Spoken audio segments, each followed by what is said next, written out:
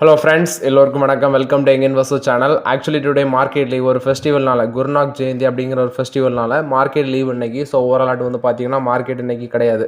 So last market closing பார்க்கும்போது Nifty 26 points நெகட்டிவ்ல இருந்துச்சு. சென்செக்ஸ் 110 பாயிண்ட்ஸ் நெகட்டிவ்ல இருந்துச்சு. Bank Nifty 91 points positive, Nifty IT 21 points positive. Overall Nifty 23,532 பாயிண்ட்ஸில் இருக்குது. நிஃப்டி 23,500 அந்த லெவலை பிரேக் பண்ணி கீழே வந்தாங்க. அதுக்கப்புறம் பார்த்தீங்கன்னா கொஞ்சம் மேலே ஏற்றி க்ளோஸ் பண்ணியிருக்காங்க. சென்செக்ஸ் 77,580 பாயிண்ட்ஸில் இருக்குது. நிஃப்டி பேங்க் 50,179 பாயிண்ட்ஸில் இருக்குது. நிஃப்டி ஐடி 42,390 பாயிண்ட்ஸில் இருக்குது. எஃப்ஐஎஸ் டேட்டா எடுத்து பார்க்கும்போது எஃப்ஐஎஸோட செல்லிங் மார்க்கெட்டில் கண்டினியூஸாக நடக்க தான் செய்யுது. எஃப்ஐஎஸ் 1,849 கோடிக்கு லாஸ்ட் மார்க்கெட்டில் வாங்கி விற்றுருந்தாங்க. டிஎஸ் 2,481 கோடிக்கு வாங்கியிருக்காங்க. ஸோ ஓவரால் எஃப்ஐஎஸோட செல்லிங் மார்க்கெட்டில் கண்டினியூஸாக நடந்துட்டு தான் இருக்குது. நெக்ஸ்ட் பார்த்தீங்கன்னா ஹீரோ மோட்டார் கப் நான் நேற்று வீடியோவில் பார்த்தீங்கன்னா ரிசல்ட்ஸை டிஸ்கஸ் பண்ணிட்டு அது கொஞ்சம் ஓவர் வேல்யூட் அப்படின்னு சொன்னேன். அது ஏன் சொன்னேன்னா ஸ்டாக் ப்ரைஸ் ரீசெண்டாக கொஞ்சம் மேலே போயிருக்கு. இந்த ரிசல்ட்ஸுக்கு அப்புறம் சப்போஸ் மார்க்கெட் இந்த ரிசல்ட்ஸ் அக்செப்ட் பண்ணலை அப்படிங்கிற பட்சத்தில் ஸ்டாக் ப்ரைஸ் அடி விழும். அதனால் வெயிட் பண்ணுங்க அப்படிங்கிற ஒரு பட்சத்தில் தான் நான் அப்படி சொன்னேன் தவிர அது ஓவர் வேல்யூட் அப்படின்ட்டு கன்ஃபார்மாக மென்ஷன் பண்ணலை. ஃபஸ்ட்டு பார்த்தீங்கன்னா அதில் ரிசல்ட்ஸில் ப்ராஃபிட் 14% அதிகரிச்சிருந்துச்சு. ரெவன்யூ 11% இன்க்ரீஸ் ஆயிருந்துச்சு. ரிசல்ட்ஸ் பெட்டராக தான் பண்ணியிருந்தாங்க. அசசரிஸ் அந்த செக்மெண்ட்லேருந்து 1,456 கோடி ரெவன்யூ வந்திருக்கு. நெக்ஸ்ட் பார்த்தீங்கன்னா 3 மாடல்ஸ் லான்ச் பண்ணிருக்கிறாங்க ப்ரீமியம் செக்மெண்ட்ஸ்லாம் நெக்ஸ்ட் 6 மந்த்ஸில் அப்படின்னு சொல்கிறாங்க. அதில் இந்த 3 மாடல்ஸ் அவங்களுக்கு இன்னும் கொஞ்சம் ஸ்ட்ராங்காக இருக்கும். சேல்ஸும் அதிகரிச்சிருந்துச்சு. சேம் பீரியட் லாஸ்ட் இயரை கம்பேர் பண்ணும்போது சேல்ஸும் அதிகரிச்சிருக்கு. அந்த ப்ரீமியம் ஸ்டோர்ஸ் அப்படிங்கிற ஸ்டோர்ஸ் அவங்க வச்சுருக்காங்க. அது இந்த கரண்ட் ஃபிசிக்கல் இயர் எண்டுக்குள்ளே அவங்க 100 அந்த ஸ்டோர்ஸை எக்ஸ்பேண்ட் பண்ண பார்க்குறாங்க.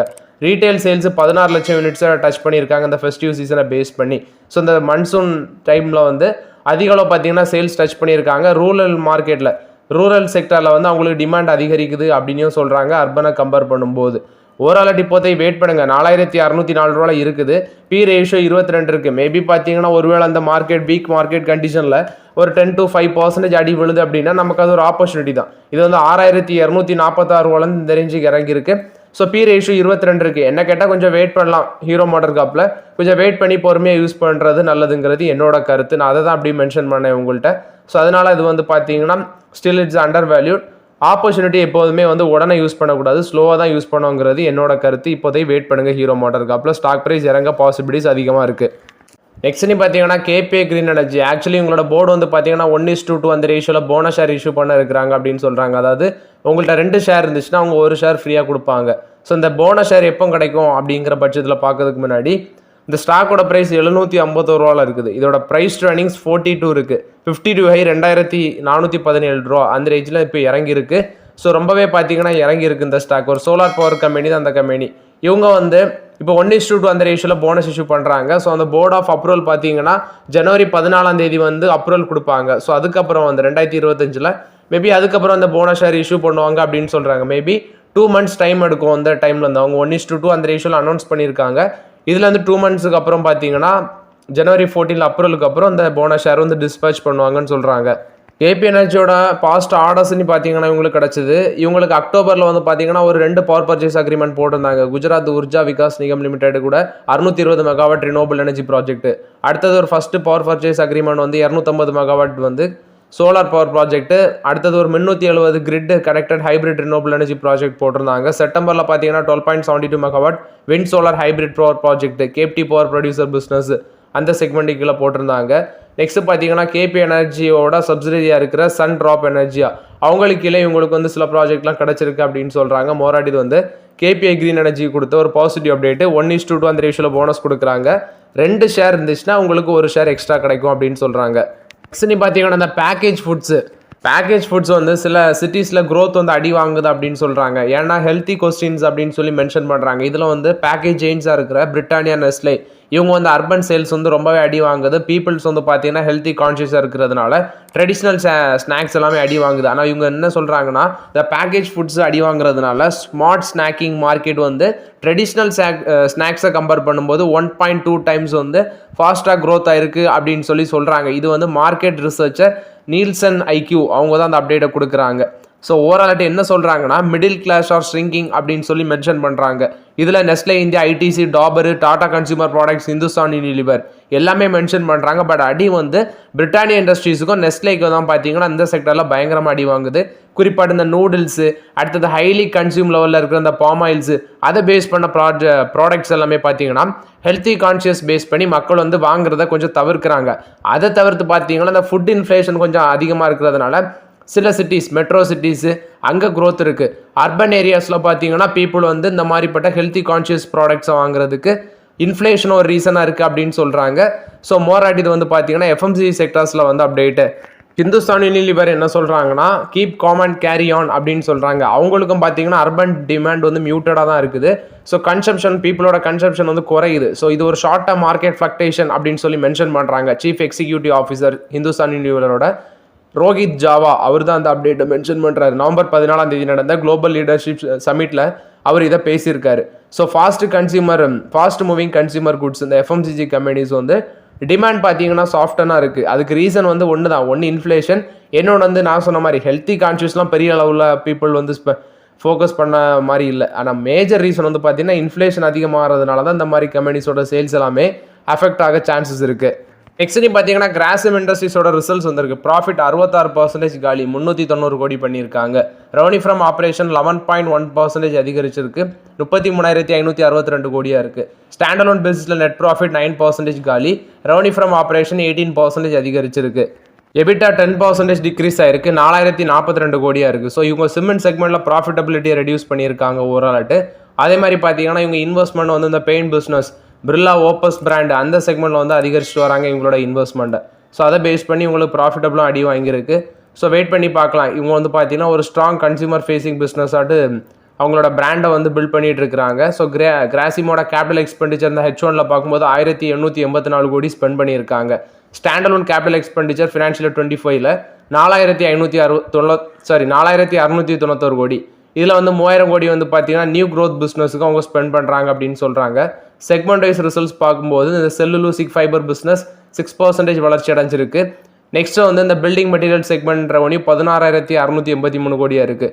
அதில் ஒரு 3% வளர்ச்சி அடைஞ்சிருக்கு. கமர்ஷியல் பிஸ்னஸ் 28% இயர் பேசிஸில் அடி வாங்கியிருக்கு அப்படின்னு சொல்கிறாங்க. மேஜர் இன்வெஸ்ட்மெண்ட் அவங்க சொல்கிறது இந்த பிர்லா ஓப்பஸில் இன்வெஸ்ட்மெண்ட் பண்ணியிருக்காங்க இந்த செப்டம்பர் குவார்ட்டரில். சிமெண்ட் பிஸ்னஸோட ரெவன்யூ 2% இயர் பேஸில் அடி வாங்கியிருக்கு அப்படின்னு சொல்கிறாங்க.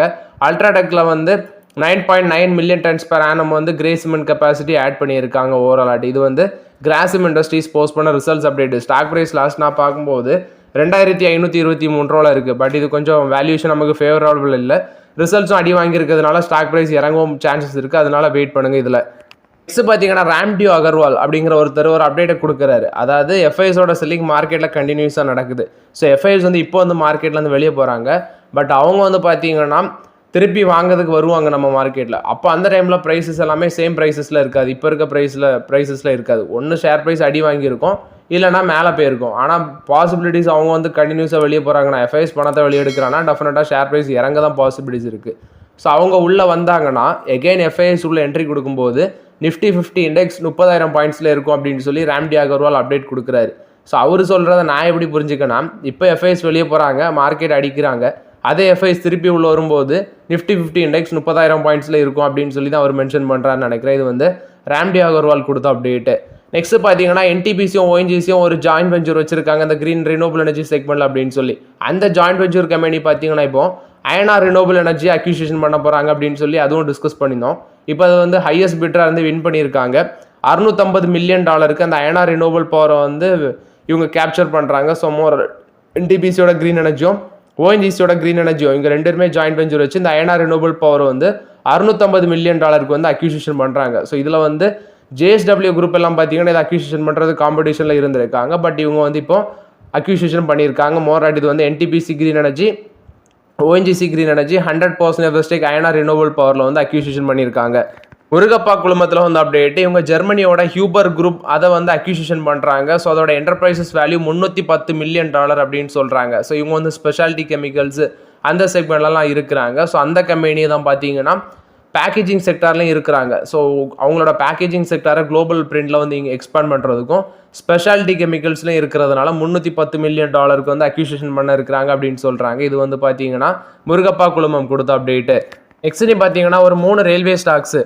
நெக்ஸ்ட் பார்த்தீங்கன்னா அந்த ரயில்வே ஸ்டாக்ஸ் வந்து எக்ஸ்பர்ட்ஸில் வந்து அப்டேட்ஸை சொல்கிறாங்க. இதில் வந்து பார்த்தீங்கன்னா ஆர்விஎன்எல் ஷேர் வந்து 35% வரைக்கும் கரெக்டடாக இருக்குது. அவங்களோட ரெக்கார்ட் ஐடி பார்க்கும்போது $622. இப்போ அவங்க ட்ரேட் ஆகுறது $419 இருக்குது. ஆர்விஎனோட ரிசல்ட்ஸும் பார்த்தீங்கன்னா அடி வாங்கியிருந்தாங்க. ஸோ இது வந்து நம்ம கண்டினியூஸாக டிஸ்கஸ் பண்ணிட்டு தான் இருக்கோம். ஸோ 35% கிராஷ் ஆகிருக்கிற ஸ்டாக்ஸ் வந்து பார்த்தீங்கன்னா அந்த ஸ்டாக்கு இன்னும் இறங்க பாசிபிலிட்டிஸ் இருக்குன்னு தான் நான் ஃபீல் பண்ணுறேன். ஸோ இதில் வெயிட் பண்ணுங்கள். நெக்ஸ்ட்டு ஐஆர்சிடியில் என்ன சொல்கிறாங்கன்னா இதுவும் 30% வரைக்கும் கரெக்டாக இருக்குது. ரெக்கார்ட் ஐலேருந்து $1138 ஐஆர்சிடிசியோட ரெக்கார்ட் ஐ.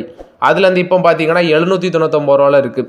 ஸோ பயங்கரமாக கரெக்டாக இருக்குது. என்ன கேட்டால் இதுலேயும் ஆப்பர்ச்சுனிட்டி இருக்குது.